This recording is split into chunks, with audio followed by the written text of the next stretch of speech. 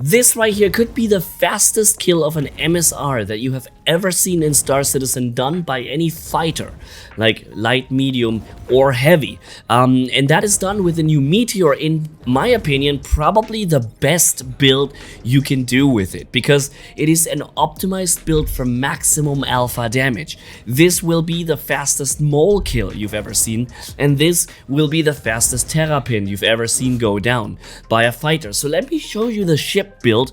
And I'm sorry my voice is really gone, I had a cold recently, so please bear with me. I know I sound terrible, but I still want to show you this. I know a lot of you are wondering what the best build for the Meteor could be, and there's a number of reasons why I wouldn't go with the video that I've done yesterday or 2 days ago with the deadbolts.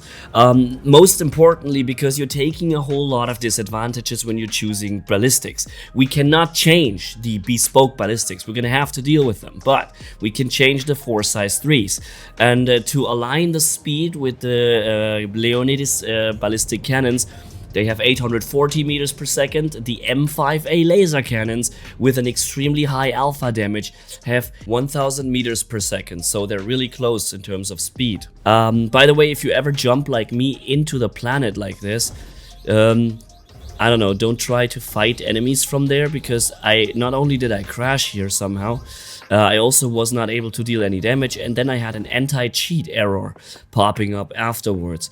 But somehow the quantum jump ended up jumping me into the planet. But yeah, so while you're seeing the fastest MSR kill in this high-risk bounty, where I'm just singling out the MSR, which is something you can do extremely well with this hit-and-run fighter, right? As a medium fighter. Also, the speed, frontal boost speed, is insanely fast of this machine. So you can do extremely well these hit-and-run tactics. But yeah, so this is the MSR right there, and before I even pass, it's already gone. And that is crazy. Now, why do the M5A cannons perform so much better than the deadbolt cannons, even though on paper the deadbolt have more damage output? That is because the enemy ships have a ballistic damage resistance of 50%. Alright, so whatever number it says in the DPS calc, the actual damage that you're gonna do to the hull of the enemy is 50% reduced by his armor. And that is an effect that does not happen with laser weapons. So the M5A laser cannons hit also with an extremely high alpha damage, and therefore works super well with the Leonidis cannons here.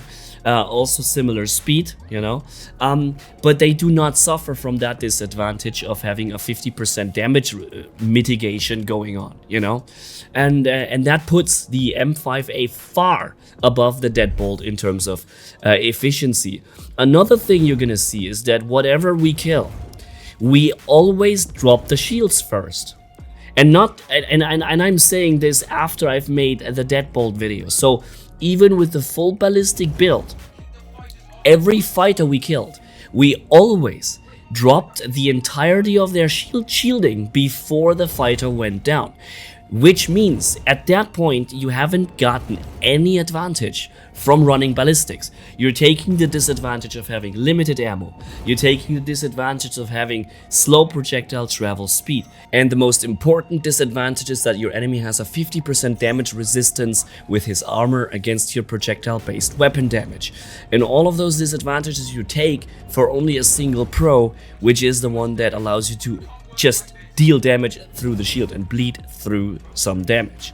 But as soon as you have to drop the entire shield before the target goes down, that entire advantage hasn't worked and played out at all. So you've taken all the disadvantages and had 0 pro in return. And that's why, sadly, I have to admit that projectile weapons have no place in the game for me right now, except for 2 use cases. One of them are capital ships with such high shields that it's unrealistic to drop them. However, with the projectile weapons, you can begin working the ship down in terms of stripping turrets, stripping its firepower, stripping point defenses off of it, right? Which you cannot do so easily with energy weapons, but very well with projectiles. So that's one great use case for projectile-based weapons. The Ares Inferno is a great ship for that. Also, I'm guessing that the Meteor with its size 5 heavy bespoke cannons can do that extremely well too. So that is one use case. The other use case where you could utilize projectile weapons in a good way is to make hit and run style attacks where both opponents never actually get to drop their shields, but one of them has projectile weapons, so every damage that was done has a higher bleed through the shield, so eventually you're gonna start to out damage your opponent with the damage coming through the shields, right? But those are like the only two use cases. In every other situation, and I would sadly say like 95% of all the battles, you're just gonna drop the enemy shields before you drop the ship. And in that case, no advantage was gained. But every disadvantage has still played in. Now, when it comes to ammo capacity here on the Leonidas cannon, it's pretty okay. I can usually do like 3-4 missions, sometimes 5, before my ammo runs out. So I don't have to constantly run after refilling ammo. But still, it does run out eventually. But so does your structural hit points. We've seen in the previous video how my Meteor got destroyed with a deadbolt setup, right? If you haven't seen it, check it out, guys. Full ballistic build. But we've seen there how my Meteor got destroyed even though the shields were still up. It's because there are some vital parts on this ship that have extremely low amounts of hit points, and they're so fragile, they really get killed even through the shield sometimes. Not in the first attack, but if you do a bunch of missions and you take shield damage here and there, maybe even a Cutlass Black that fires a couple of projectiles at you also, you know, eventually some damage bleeds through that shield enough to actually kill you in one of the, like in the 3rd or 4th mission, you end up getting destroyed even though your shields were still up. And that is due to the extremely low amounts of HP that are in on some of the vital parts here on the ship. Mostly the front part in the middle that I seem to have figured out is very weak. Also the nacelles in the back, which can make you immobile. I've seen that happen. So yeah, be careful, right? Don't expect your ship to last as after your shields are gone. But even if you were to attack a fragile Meteor with ballistic weapons only, you would still first destroy its shields before you really kill the ship. So even in that like kind of almost optimum case, the ballistics would work for you. Yeah, so that's why I think this here, what I'm showing you right now with the M5A, is perhaps the most attractive build to run. You have this ship built entirely around having a high alpha, right? It is, of course, you could run the attritions and the size 3 Ardor repeaters, the attrition Ardors, which are having more damage output than the M5As, but you don't hit with that high alpha.